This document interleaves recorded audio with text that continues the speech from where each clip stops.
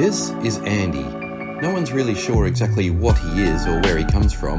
He appears in various colours, is gender ambiguous, and generally stays in out-of-the-way places. Andy is scattered all over this fair city. Many people enjoy finding Andy here and there, and others just wish that their fence could remain an uninterrupted shade of creamy beige. So is Andy art or vandalism? Will he show us the way? Well, for some he represents a much-needed urban message, a simple reminder of what really matters. And he does it modestly, trying not to get in the way of things. You can see here that the artist has backed out halfway, realising that he or she was drawing on something that really shouldn't be messed with. So what's the actual division between art and vandalism? Andy fits both descriptions. So we have to move on to the real question: is Andy good? There are many criteria we could explore. It'd be impossible to cover them all in one short video, but let's start with appropriate positioning. There are lots of places where graffiti artists are openly encouraged to express themselves.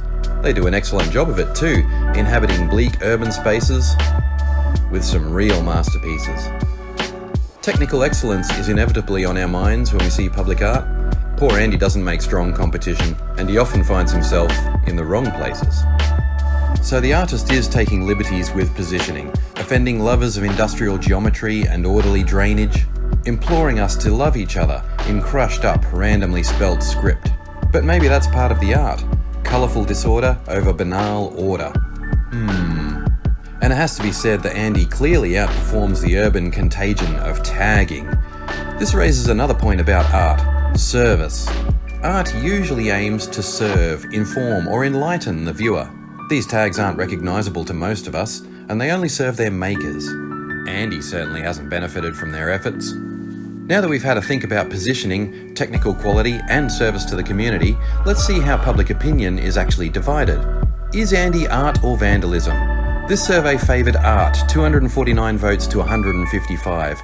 A win for Andy, but not a landslide. That's only about 63% approval, and many reservations were expressed in the comments. And as the 37% minority demand satisfaction, it seems that Andy is becoming another creature on the verge of extinction, soon to be remembered only as a quirky neighbourhood disturbance.